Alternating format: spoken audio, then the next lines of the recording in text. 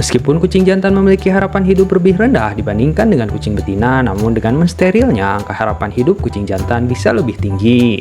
Menurut beberapa sumber, kucing jantan yang disteril memiliki angka harapan hidup 60% lebih tinggi dibandingkan dengan kucing yang tidak disteril. Hal ini karena kucing yang disteril akan terhindar dari risiko penyakit kanker testis yang banyak diderita oleh kucing yang tidak disteril.